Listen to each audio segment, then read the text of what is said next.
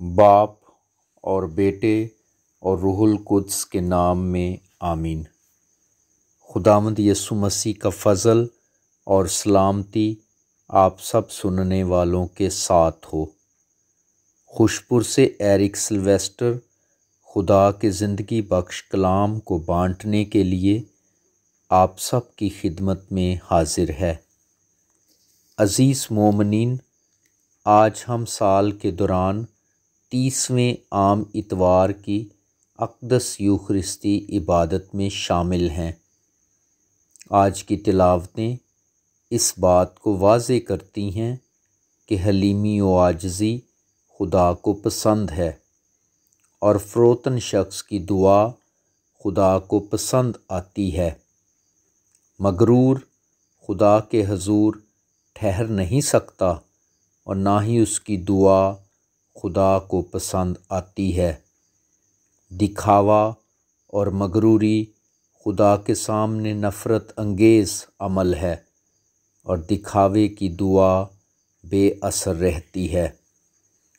عزیز مومنین، آج کی پہلی تلاوت یشوع بن سراخ کی کتاب سے لی گئی ہے۔ یشوع بن سراخ کی کتاب اسفار حکمت کی فہرست میں 7ویں اور آخری کتاب ہے۔ یہ کتاب خدا کی حکمت اور انسانی اخلاق کے بارے بیان کرتی ہے۔ آج کی پہلی تلاوت ہماری توجہ دعا کی طرف مرکوز کرتی ہے جو خدا کی خوشنودی کے مطابق ادا کی جائے، ایسی دعا جو فروتنی سے کی جائے۔ عزیز مومنین، آج کی دوسری تلاوت مقدس پالوس رسول کے تیموتھوس کے نام دوسرے خط سے لی گئی ہے۔ مقدس پالوس رسول نے تیموتھوس کو یہ خط اس وقت لکھا جب وہ روم میں قید تھا۔ مقدس پالوس رسول اپنے شاگرد تیموتھوس کو بتاتا ہے کہ اس کی موت کا وقت قریب آ رہا ہے، بلکہ وہ اسے بالکل قریب دیکھتا ہے اور کہتا ہے، میں نے جو جنگ لڑی ہے اس پر نظر ڈالتا ہوں تو بہت تسلی ہوتی ہے، اس لیے تو مشکلات سے نہ گھبرا جن کا تجھے سامنا ہوگا۔ وہ مرنے کا ذکر خوشی سے کرتا ہے۔ نیک آدمی کے لیے موت اس دنیا کی قید سے رہائی ہے۔ مقدس پالوس رسول کی زندگی ایک دوڑ تھی اور اس نے یہ دوڑ اب ختم کر لی تھی۔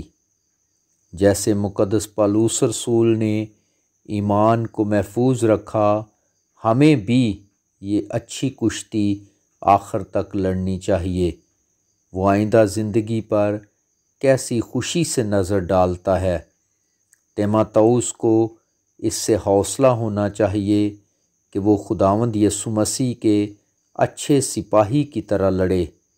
مقدس پالوس رسول تیموتھوس کو اپنے ایمان میں ثابت قدم رہنے کی نصیحت کرتا ہے تاکہ بشارت کا کام مؤثر طریقے سے سر انجام دیا جا سکے۔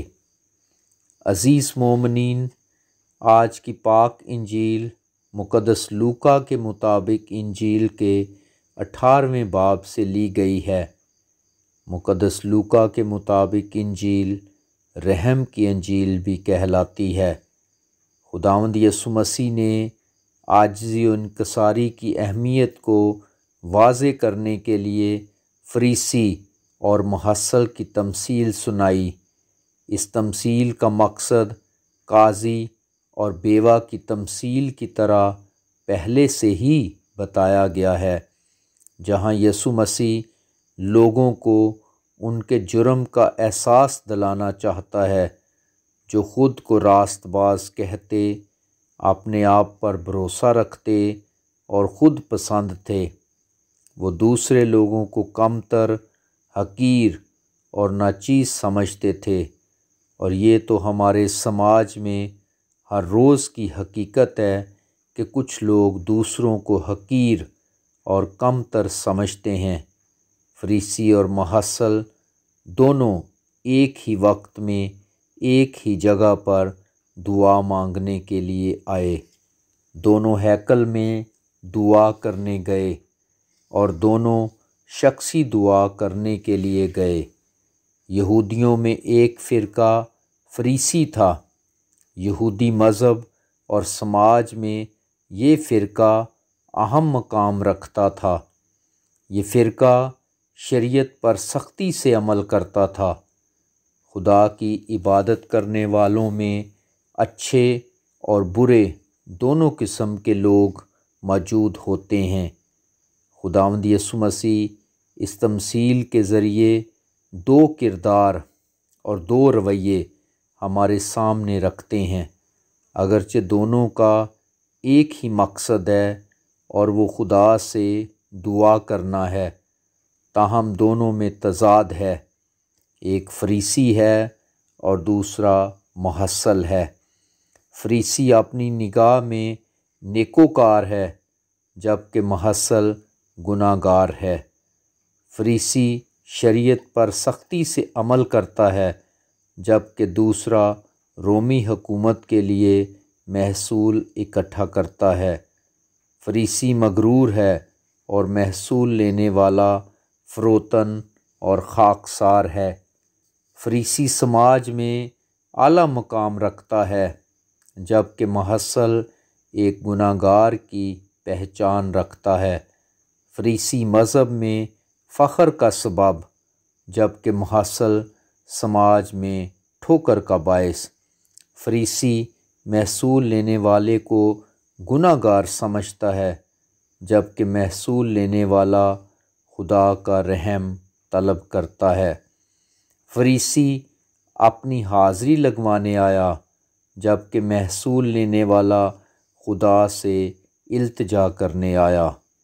فریسی اس لیے ہیکل میں آیا کہ وہ عوامی جگہ تھی اور بہت سے لوگ اسے دیکھ سکتے تھے۔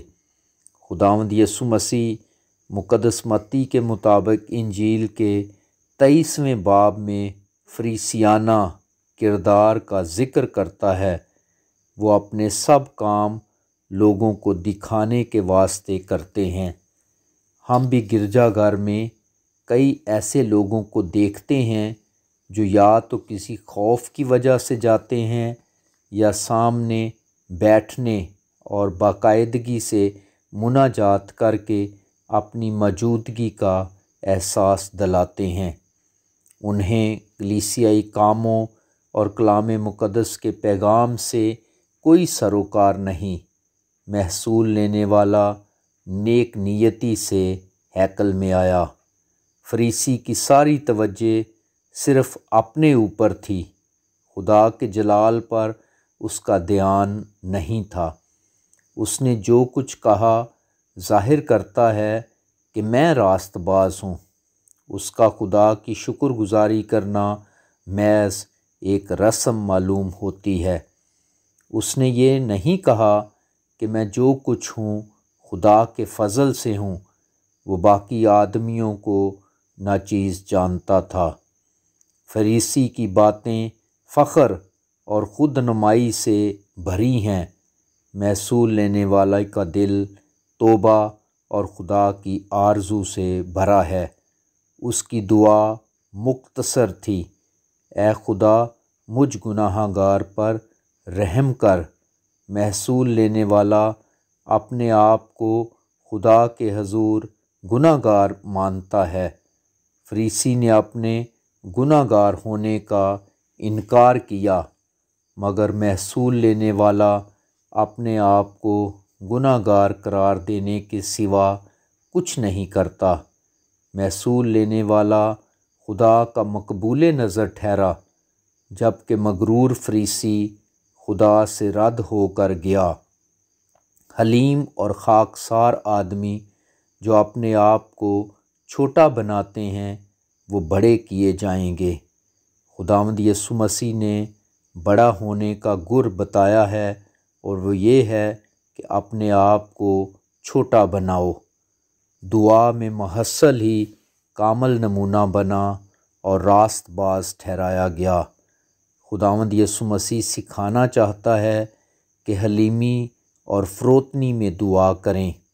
دعا انسان اور خدا کے تعلق کو مضبوط کرتی ہے۔ دعا انسان کو حلیم اور فروتن بناتی ہے۔ آئیں خدا سے خاص دعا کریں کہ وہ ہم میں سے مغروری کو ختم کرے اور ہمیں عاجزی اور فروتنی کی صفت عطا کرے، تاکہ ہم اپنی زندگی سے بہترین انسان اور سچے مسیحی ہونے کی گواہی دیں اور دعا کو اپنی زندگی کا معمول بنائیں، کیونکہ ہوائیں موسم کا رخ بدل دیتی ہیں اور دعائیں مصیبتوں کا۔ خداوند ہم سب کو برکت دے، مسیح خداوند کے وسیلے سے، آمین۔